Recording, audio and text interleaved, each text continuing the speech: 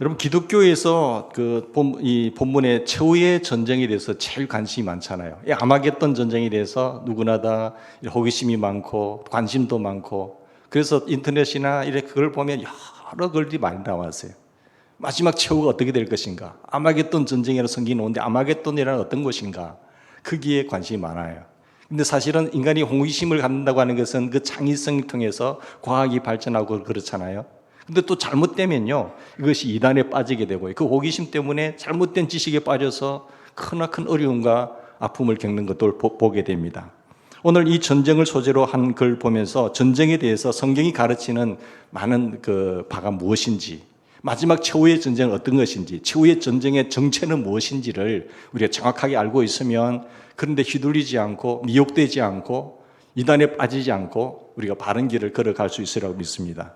아마도 아마겟돈 전쟁에 대한 내용을 대할 때 사람들의 1차적 관심이 무엇일까요? 여러분들은 관심이 무엇인가요? 그게 언제 일어나요? 아마겟돈이라는 것이 어떤 것이에요? 몇 월 며칠 일어나요? 그것에 대한 관심이 많을 것입니다. 그리고 전쟁에 참여하는 나라들은 어떤 나라인가요? 그게 관심을 갖고, 지금까지 2000년 역사 속에서 교회사를 보면 그런 잘못된 이단 속에 빠진 사람들 많죠. 그래서 기독교의 마지막 종말론을 해석하면서 잘못된 해석을 해서 넘어가는 사람들이 너무나 많아요. 그게 2000년 동안 그렇다니까요. 근데 또 지금도 그게 또 속아 넘어가시겠어요? 모르니까 넘어가는 거예요. 아예 모르면 안 넘어가고 깊이 알면 안 넘어가는데, 어중간하게 알고 있으면요, 새로운 신비로운 것에 새로운 해석으로 다가오게 되면은 그게 관심을 갖게 되는 인간의 본성이 있기 때문에 그렇게 미혹되어서 넘어가는 것을 볼 수 있습니다. 옛날에 EU의 연합에 대해서도 보면은 12개 연합이다 이랬잖아요. 지금 EU가 몇 개인지 아세요? 유럽 연합 공동체가 마지막 4단의 세력이 될 것이다 이렇게 했잖아요. EU 공동체. 20개 됐다고 25개 됐다 이런 거 늘어가잖아요. 그게 잘못됐다는 사실을 알 수 있잖아요. 근데 너무 그런 어떤 사소한 것에 말씀에 귀를 기울이지 마시고 성경을 통해서 본문을 통하여 기본적인 중심 사상을 이해하고 있으면은 가지 붙는 것, 쌀 붙는 것에 대해서는 흔들리지 않고 넘어지지 않을 수 있어요. 중심 주제를 모르면 여러 가지 가르치는 소리에 대해서 이렇게 넘어지게 되고 잘못된 길로 갈 수밖에 없다는 것입니다. 오늘 성경이 본문이 강조하려는 바가 그런 문제가 아닌 것이죠. 언제 올 것이냐, 언제 일어날 것이냐, 그 나라가 어떤 나라일 것이냐, 그것이 문제가 아니라, 그렇다면 본문이 강조하는 최후의 전쟁의 정체가 무엇일까요? 그걸 세 가지로 오늘 말씀을 하고 있습니다. 첫째는 사단에 의해서 일어나는 마지막 전쟁이에요. 그것이 본문이 시사하는 바입니다. 이 전쟁에서 분명히 지상의 많은 국가들이 관련되어 있습니다. 그런 국가들이 관련되어 있지만 성경은 그 국가들이 어떠한 국가라고 단적으로 말하지는 않고 있어요. 그렇다고 한다면 얼마나 좋겠습니까? 이 나라다, 저 나라다 이렇게 말하면 좋겠지만 그렇게 말하지 않고, 다만 많은 왕들이 이 전쟁에 가담할 것이다라고만 이야기를 하고 있잖아요. 그 많은 국가들을 움직이는 배후의 세력이 있어요. 그것이 바로 14절 말씀입니다. 이 왕들을 움직이는 배후 세력, 14절에 뭐라고 말해요? 그들은 뭐예요? 귀신의 영이라 이적을 행하여 온 천하 왕들에게 가서 하나님 곧 전능하신 이의 큰 날에 있을 전쟁을 위하여 그들을 모으더라 이렇게 말씀하고 있죠. 그래서 첫 번째 이 최후의 전쟁의 정체가 첫 번째 뭔가 하면 사단에 의해서 일어나는 마지막 최후 전쟁이라는 것이죠. 귀신의 영이 이적을 행함으로 여러 나라 왕들을 꿰는다고 하고 있잖아요. 여러 왕들이 수장들을 꿰어서 거기에 가담하게 할 것이다 라고 말하고 있습니다. 이 귀신의 영에 대해서는 바로 앞절에 이야기를 하고 있어요. 어떤 영일까요? 이 귀신의 영이 13절 보실까요? 13절 또 내가 봄에 개구리 같은 새 더러운 영이 용의 입과 짐승의 입과 거짓 선자의 입에서 나온다 이렇게 말씀하고 있어요. 새 더러운 영은 그것은 뭡니까? 용의 입, 마귀죠. 사탄, 마귀, 옅뱀이라고 하는 이 귀신, 사탄과 또 바다에서 나온 짐승, 즉 그리스도, 땅에서 나온 짐승, 거짓 선지자, 요 새 더러운 영이를 말하는 거죠. 그래서 이들은 모든 천하의 왕들을 움직여서 마지막 전쟁에 가담시킬 것이다. 그러니까 배후 조정 세력이 누굴까요? 악한 영이라는 것입니다. 이 새 더러운 영이 그렇게 한다는 것이죠. 이 마지막 전쟁의 배후에는 사단의 역사가 있다는 사실을 말하고 있습니다. 여러분, 인간의 삶의 영역에 있어서 우리에게 직접적이고도 중요한 영향력을 끼치는 것이 무엇일까요? 가까이에서 많이 있을 수 있겠지만 인간에게 있어서, 인생에 있어서 중요한 영향력을 끼치는 존재가 있는데 아무래도 정치 무대 아닐까요? 정치 무대는 우리가 살아가는 데서 굉장히 큰 영향력을 끼칩니다. 사업을 하든지 장사를 하든지 뭘 하든지 이 정치 무대에 의해서 다 결정나 버려요. 선출직들 몇 년 하는 것에 따라서 5년이면 5년 선출직들, 물론 전문가들은 끊임없이 거기 있지만 결국은 선출직이 제일 고위층에 오르기 때문에, 제일 위층에서 지하기 때문에 어떤 정책을 세우고 어떤 법을 발의하고 하느냐에 따라서 국민들이 삶이 직결되는 겁니다. 그렇지 않나요? 물론 그것은 누가 선출하지요?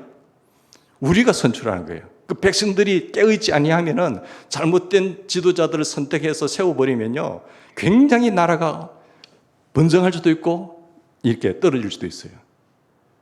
그러니까 이 모든 정치인들이 한다고 하지만 정치인들이 잘못 깨어있으면은 잘못된 결정을 하고 잘못된 법을 발의하고 또 잘못된 어떤 영향력을 끼치게 되면은 살아가는 백성들은 너무너무 힘든 세상을 살아갈 수밖에 없다는 것입니다. 윗분들이 정치를 잘못하면 국민들이 먹고 살기가 힘들어지는 것입니다. 그래서 정치가 중요한 것이죠. 그래서 사단이 정치 영역에 깊이 관여하게 되는 것입니다. 사랑하는 여러분, 그러므로 그리스도인들이 정치 영역에 관심을 가지셔야 됩니다. 정치인들이요, 정교 분리를 해가지고 종교인들은 간섭하지 말라, 엉뚱한 소리 하지 말아가 정교 분리를 주장하고 있잖아요. 아닙니다.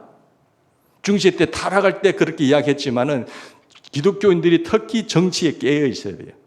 바른 정치를 하고 있는지, 법은 정확하게 좋은 법이 발의가 되고 있는지를 정말로 눈을 뜨고 관심을 많이 가지셔야 됩니다. 왜? 우리의 싸움은 혈과 육을 상대하는 것이 아니요, 악한 공중문체의 자본자와 정사와 권세와 이 어둠의 세상 주관자들이기 때문에 정사, 여러분, 정치의 1번지, 정치의 그 어떤 청와대, 국회 이런 데서 정사가 거기에 사탄이 역사하게 되면요, 미국 백악관에 사탄이 역사하게 되면 그 사람들을 통해서 잘못된 법이 발생해지고 잘못된 어떤 정책이 세워지면요, 세계가 어려워지는 거예요. 그 백성들이 어려워지잖아요. 그런데 거기에 전혀 백성들이, 기독교인들이 관심을 가지지 않는다, 기도만 한다, 그건 아니되는 거예요. 위대한 정치인들이 정말로 하나님의 반기독교적인 세력 앞에서 하나님의 귀하신 진리의 말씀으로 국회에 들어가고 그리고 선출직에 당선이 되고 뿐만 아니라 대통령도 나오고 하셔서 좋은 정치를 발휘하는 것이 우리의 사명인 것입니다. 그래야 백성들을 굉장히 아름답게 기독교 복음화를 통하여 편안한 삶을 살게 할 수 있다는 것이죠. 이 기독교적 세계관에 영향이 끼치게 하는 것, 이것이 우리 기독교인들의 사명이요 책임인 줄 믿습니다. 다시도 본문으로 돌아와서요, 이 더러운 영을 어떻게 묘사하고 있는지 보십시오. 13절에 보시면 내가 또 보니 개구리 같은 새 더러운 영이라고 하잖아요. 이 새 더러운 영 앞에 그 수식어 뭐예요? 개구리 같은 더러운 영이죠. 왜 개구리 같다고 했을까요? 레위기 11장에 보시면 개구리를 더러운 생물로 취급하고 있습니다. 더러운 생물. 그 관상이 안 좋아서 그랬는지 잘 모르겠지만 여하튼 개구리는 상징적으로 더러운 것으로 묘사되어 있어요. 그래서 본문의 경우에 보면 가치관을 왜곡시키고 그리고 거룩한 것을 속되게 만드는 더러운 영들이 그 역사를 보여주고자 개구리 같은 표현을 쓰고 있는 거 아니겠습니까? 가치관을 왜곡시키는 거지. 그리고 더러운 것을 인정해버리고 그리고 거룩한 것을 세상에 속되게 만들어버리는 이런 삶을 추구하게 만들어가는 것이 이 귀신의 영들의 작품인 것입니다. 그 더러운 영들이 온 세계 모든 정권들과 정치 지도자들에게 영향력을 미치게 돼요. 깨어있는 지도자들은 그렇게 반박하겠죠. 그러나 한 지도자가 거기에 넘어가게 되면은 그 사람으로 인해서 많은 사람들이 어려움을 겪게 되고 사단이 파괴시키는 그런 나라들을 건설할 수밖에 없을 것입니다. 그리고 인류의 마지막 전쟁을 위하여 역사하고 있다는 사실을 우리는 기억해야 되죠. 그래서 우리는 정치에 관심을 가지셔야 되고 그리고 잘못된 법이 발의할 때 데모를 하면은 보고만 있지 말고 여러분 같이 움직이셔야 되는 거예요. 왜냐하면 정치인들은 뭘 볼까요? 표를 본단 말이에요. 표를. 이 집단에 주장하는 사람들이 몇 명 모이느냐, 반대로 집단에 주장하는 사람들이 몇 명 모이냐? 표 많은 쪽으로 기울어진다는 거예요. 너무나 어처구니 없는 이야기죠. 그러나 기독교인들은 안 그렇잖아요. 진리가 어디 있냐? 그걸 바라보고 정말 막을 건 막고 또 세울 건 세우고 이렇게 하는데 우리가 무관심하게 되면은 정치는 잘못된 방향으로 흘러갈 수밖에 없다는 것입니다. 여러분, 이 마지막 전쟁이 어디에서 일어나느냐 하는 문제에 대해서는 의견이 두 가지로 갈라집니다. 하나는 문자적으로 해석하는 분들은 여기 성경 말씀대로 본문에 그 여섯째 대집이 유브라데 강에 쏟아지잖아요. 그 대집이 유브라데 강에 쏟아지니까 강이 마르고 동쪽에 있는 세력들이 왕들이 합심해서 이 강을 건너게 된다고 말하고 있습니다. 그러면 예루살렘에 있는 이스라엘이 어떻게 될까요? 함락을 당할 수밖에 없죠. 그리고 동쪽에서 오는 세력들이 들어간다면 거대한 중국을 비롯한 그 예하 국가들이 동원되지 않을까 하는 그렇게 상상하기도 합니다. 이런 해석도 일리가 있어요. 그래서 마지막에 중국이 어떻게 움직일 것이냐, 그 예하 세력들을 어떻게 움직일 것이냐는 왜? 유브라데 강 우측에 있기 때문에. 그게 같이 소련이 개입되면 될 수가 있겠죠. 동쪽에서 소련과 중국의 세력이. 그것을 예의주시해서 보는 이유가 문자적 해석 때문에 그런 거예요. 그러나 본문을 상징적으로 해석하는 사람들도 있습니다. 사실 유브라데 강은 성경에서 이스라엘에 들어오는 하나의 입구입니다. 그 입구가 어떻게 됩니까? 여기가 무너지면은 약속의 땅이 굉장히 위험을 받게 되죠. 그러므로 유브라데 강이 말라서 동방의 왕들이 그것을 통해서 온다고 하는 것은 하나님의 백성들에게 위험이 닥쳤다는 그런 상징이에요. 그걸 상징적으로 해석하는 거죠. 아, 하나님의 백성들에게 위험이 닥쳤다.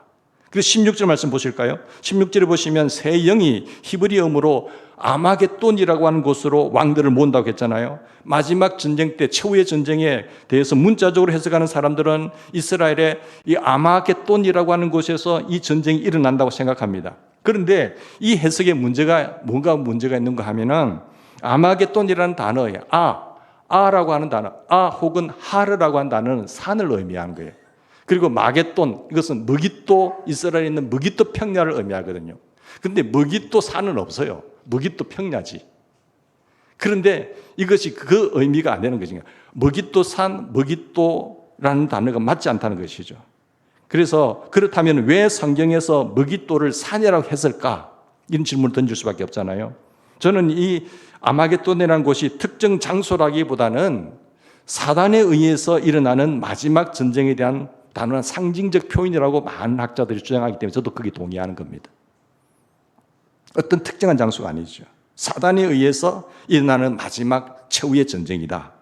그래서 요즘 학자들이 연구한 바에 의하면 아마겟돈은 모이는 장소다, 모이는 산이다라고 이렇게 해석을 많이 합니다. 그러므로 아마겟돈이라는 단어는 최후의 전쟁을 위해서 모이는 곳이다라고 하는 상징적인 의미로 보는 것이 더 타당하고 합당하다는 것이죠. 여하튼 성경이 여기서 강조하는 것은 전쟁이 일어나는 특정 장소가 아니라 마지막 최후의 전쟁이 이 악마가 일으키는 파멸의 전쟁이라는 사실을 기억을 하셔야 돼요. 이게 중심 핵심 메시지입니다. 자, 여섯 번째 대집이 쏟아질 때 유브라데 강이 마르고 이 아마겟돈 전쟁이 일어나잖아요. 어떤 전쟁이 일어나잖아요. 전쟁이 일어나는데 여러분, 이 마지막 전쟁을 위해서 모이게 되고 모이는데 그러면 전쟁이 일어나는데 일곱 번째 대집이 어디에 쏟아지는가 보세요. 쏟아지는 17절 말씀 보십시다. 17절 보시면 일곱 번째 대접이 어디 가운데 쏟아지죠? 공기 가운데 쏟아지는 거예요. 공기 가운데. 왜 공기라는 단어를 써여질까? 문자 그대로 대기권에서 어떤 전쟁이 발생되는 거예요. 물론 미사일하고 쏘겠죠. 그런데 어떤 전쟁이 일어난다는 의미로 해석될 수도 있지만 악마의 보좌가 있는 것이 어딜까요? 공중이에요. 에어예요. 그러니까 사단이 어디로 쫓겨났어요? 공중으로 쫓겨나서 공중근지 자원자가 된 거죠. 사단이 강력하게 역사하는 곳이죠. 그런데 그곳에서 귀신의 영들, 그게 어떤 더러운 영들을 이제 침투해 들어오는 거잖아요. 우리 몸에 들어오면 병이 들릴 수도 있고, 또 어떤 가정에 들어오면 파괴가 될 수 있고, 교회에 들어오면 교회가 파괴될 수도 있는 거죠. 일단 공중의 공세 자본자로서 역사하고 있는 것입니다. 그렇기 때문에 사단이 이 천사였잖아요. 인간이 만들어지는 천사가 있기 때문에 타락해서 이 죄를 심으로 말미암아 하나님 저주받은 존재가 사단이 되는 겁니다. 그 사단의 조종을 받고 우리를 이렇게 죄 짓게 만드는 그 악한 영에 절대 휩쓸리면 안 되는 거예요. 그러면 같이 지옥불에 들어갈 수밖에 없거든요. 자, 사단을 향한 하나님의 마지막 심판이 이제 마지막 대접과 함께 쏟아진다는 사실이에요. 그 7번째 대접은 6번째 대접이 그들이 직결하지만 사단이 직결하지만 그곳에 하나님께서 7번째 대접을 보면은 에어 가운데 하나님께서 그 사단이 그한 곳에 쏟을 것이다 라고 말한 거예요. 그러니까 우리는 그렇게 염려 안 하셔도 돼요. 하나님께서 그때는 네가 내 인내의 말씀을 지켰으니 내가 너를 지키리라 하셨잖아요. 그리고 이 대접의 심판은 마지막 그 불신자들을 하나님께서 심판하기 위한 것이라고 지난 시간에 우리 살펴보았잖아요. 자, 두 번째, 그러면 최후의 전쟁의 정체 두 번째는 뭘까요? 그리스도의 극적인 간섭으로 끝나는 전쟁입니다. 사단에 의해서 발생되지만은 그리스도가 극적인 간섭하셔서 그리스도의 승리로 끝나요. 15절 보십시다. 15절. 보라, 내가 도둑같이 어리니 누구든지 깨어 자기 옷을 지켜 벗고 다니지 아니하고 자기의 부끄러움을 보이지 아니하는 자가 복이 있다 했잖아요. 주께서 도둑같이 오신다는 말은 예수님의 재림을 묘사할 때 나타나는 표현이잖아요. 예기치 아니한 때에 갑자기 오신다는 거예요. 요한계시록의 전체적인 구조에 보십시다. 21장까지 있는 이 전체적인 구조에서 이 단어가 가지는 의미는 도대체 무엇일까요? 사단이 발악하면 발악할수록 조금 세상은 어려워질 거예요. 택한 자라도 우는 사자와 같이 삼키자를 찾고 있는 이때에 사단이 발악하면 발악할수록 이 세상은 점점 더 반기독교적화되어 갈 것입니다. 그런데 하나님은 그럼 언제 어디 계세요? 하나님 죽으셨나요? 하나님 왜 이러시나요? 이렇게 할 수 있지만은 그러나 하나님은 말씀이 뭐라고 하고 있어요? 도둑같이 오겠다고 했어요. 도둑이 예고하고 오시나요? 내 몇 날 며칠에 몇 시에 너희 집 갈 테니까 조심해 이렇게 하고 옵니까? 아니잖아요. 그 주님의 재림도 주님 오심도 예고치 않는 시간이 온다고 말씀하고 있는 거죠. 그런데 그분이 오실 때는 역사의 심판주로 오십니다. 왕 중에 왕으로 오십니다. 예수님의 초림의 예수님은 어떻게 오셨어요? 가난한 자로 어린 아기의 모습으로 오셨지만 재림의 예수는 심판주로 오십니다. 그리고 왕 중에 왕으로 오신다고 말씀합니다. 그리고 도둑같이 오신다는 선언대로 오시는데 마지막 전쟁은 끝나는 것이죠. 하나님이 극적으로 개입하신다는 것이죠. 마지막, 그러면 종말을 기다리는 최선의 준비가 뭘까요? 본문이 강조하는 가장 중요한 교훈은 종말을 어떻게 기다리냐는 것이죠. 그 최선의 준비가 뭐라고 말합니까? 15절에 보면 거룩한 삶이라고 말합니다. 이걸 지켜내라는 거죠. 마지막 이런 혼란스러운 세상이 오지만 너희들이 목숨 걸고 지켜야 할 바는 뭔가 하면 거룩한 삶이다. 우리 같이 15절 읽읍시다. 시작. 보라, 내가 도둑같이 오리니 누구든지 깨어 자기 옷을 지켜 벌거벗고 다니지 아니하며 자기의 부끄러움을 보이지 아니하는 자가 복이 있도다. 계속해서 성경에 보면 말씀을 읽는 자와 듣는 자와 지키는 자가 복이 있다. 흰 옷을 잘 입거나 자기 옷을 잘 지키라는 것이. 주님께서 십자가 보혈로 이렇게 깨끗한 옷을 입힌 우리 이 옷을 잘 지키라는 거예요. 혹시 묻었다고 하는 십자가의 보혈로 다시 빨고 신옷 입은 자, 이기는 자가 되어야 된다. 이기는 그에게는 계속해서 하는 이유가 뭘까요? 타협하지 말라는 거예요. 새 속에 물들지 말라는 거잖아요. 이 간단한 메시지 속에서 종말에 대한 우리에 대한 그 모든 준비가 포함되어 있는데 첫째 뭘까요? 15절 보니까 어떤 준비를 해야 돼요? 깨어 있어야 된다는 거잖아요. 깨어 있으라. 그리고 자기 옷을 지켜야 된다. 마지막으로 벌거벗지 말아야 된다. 혹은 다른 표현을 말하면 부끄러움을 노출하지 말아야 된다. 이렇게 말씀하고 있어요. 그러면 이 세 가지 준비를 좀 더 구체적으로 한번 살펴봅시다. 첫 번째, 우리가 종말을 기다리는 최선의 준비가 뭐라고 했어요? 첫 번째는 깨어 있어야 된다는 거예요. 언제 오느냐, 그때 가서 기회주자로 딱 준비하는 자가 아니라 계속해서 상황을 주시하면서 깨어 있으라. 그 메시지예요. 이것은 성도들의 영적인 각성을 축구할 때마다 쓰이는 표현이잖아요. 한 가지 주목해야 될 것은 성경에서 깨어 있다라는 말이 쓰인 구절을 찾아보면 반드시 전후 문맥에 보면 기도라는 것이 포함되어 있습니다. 전후 문맥에 깨어 있으라 할 때는 기도하라는 말이에요. 전후 문맥에 기도라고 하는 단어가 함께 등장한다는 것입니다. 다시 말해서 영적으로 깨어 있는다는 건 어떤 사람 말이에요? 기도하는 사람이에요. 기도하는 사람. 그러니까 하루에 일정 시간을 내서 기도하는 것도 중요하지만 더 중요한 것은 항상 기도하는 자세로 살아가는 겁니다. 그런데 앞에 있는 사람들이 기도를 안 하고 일을 한다고요? 그거는 열심히 하는 만큼 일을 그르치는 거게 되는 거예요. 잘못된 판단 가는 만큼 그것은 잘못 가게 되면 방향을 새로 돌아와야 돼요. 새로 가야 돼요. 그만큼 우리가 하나님 일을 하는 종들은 많이 기도를 하셔야 돼요. 그 지혜와 분별력과 판단력에 있어서 많이 기도하셔야 되는 거죠. 우리가 이 세상에 사탄이 마지막 때에 우리를 넘어뜨리려고 얼마나 발악을 하겠습니까? 그런데 내 지식과 내 경험만 의지한다고요? 그게 열심만 가지고 된다고요? 아니지요. 우리가 전도를 할 때도 보면 태신자를 품고 기도할 때 내가 100번 찾아가는 것보다 99번 기도와 그 사람을 위해서 기도하고 어둠의 영들을 파괴하고 한 번 찾아가는 게 훨씬 낫습니다. 그만큼 기도가 중요하다는 것이죠. 그리고 기도하는 자세로 살아갈 때에 죄를 지을 수가 있었습니까? 늘 기도하는 생각으로 살아가는데 어떻게 죄를 지어요? 기도한다는 생각을 안 하고 하나님과 교통된 생각, 주님을 안 바라보니까 그때 죄를 짓는 거잖아요. 그래서 깨어 있어라. 마지막 때에. 그 말씀입니다. 여러분이 어처구니 없는 실수나 잘못했을 때가 언제인지 한번 돌이켜 보십시오. 혹시 기도하지 않을 때 아닌가요? 그때 실수하고 그때 죄를 짓고 그때 잘못된 후회를 하게 된다는 것이에요. 저는 늘 이렇게 나와서 새벽마다 우리 중보기도 팀이 얼마나 연세 드신 가운데도 일주일에 나와서 기도한지 얼마나 감사한지 몰라요. 야, 이분들이 있으면 힘이 된다. 네? 기도한다. 자, 두 번째, 종말을 기다리는 최선의 준비가 뭐예요? 자기 옷을 지켜야 돼요. 자기 옷을. 깨어있을 뿐만 아니라 자기 옷을 지킬 수 있어야 돼요. 요한계시록 옷이라는 표현은요, 성도들의 의를 강조할 때에 많이 사용되었어요. 저는 이것이 그리스도인의 적극적인 삶의 방식을 나타내는 말이라고 생각합니다. 우리는 바른 가치관이 무너져가는 이 말세, 정말 정도가 무너지잖아요. 종교 다원주의니, 어떤 뉴에이지니, 포스트 모더니즘이니, 이런 시대 상황 속에서 바른 가치관이 없어요. 그냥 내가 좋으면 되는 거예요. 내가 하는데 왜? 당신이 왜 간섭하는 거야? 모든 가치관의 기준이 다 무너지거든요.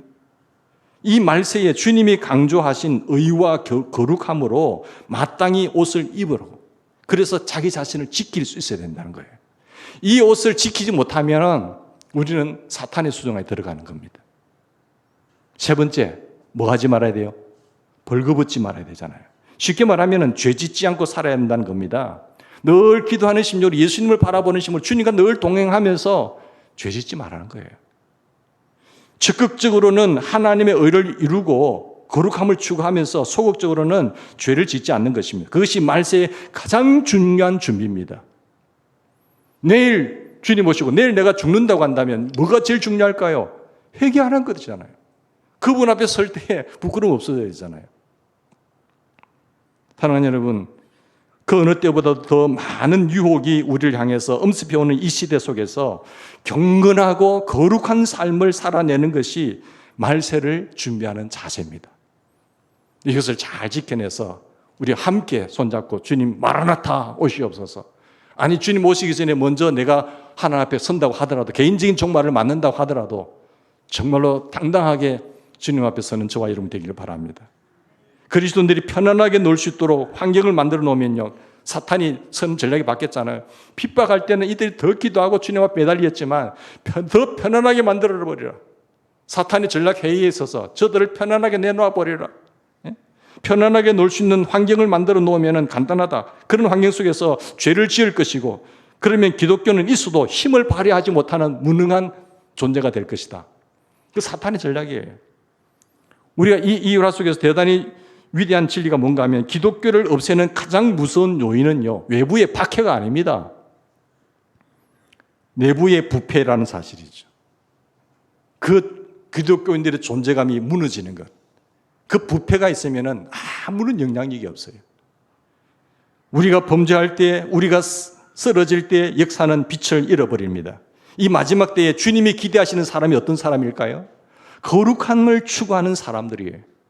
자기 옷을 지켜내고 깨끗함을 추구하는 사람, 그들만이 역사의 황혼을 지키는 하나님의 파수꾼자들이 될 것입니다. 여기에 중심에서는 우리 모두가 되기를 주의 이름으로 축원합니다. 같이 기도하십시다.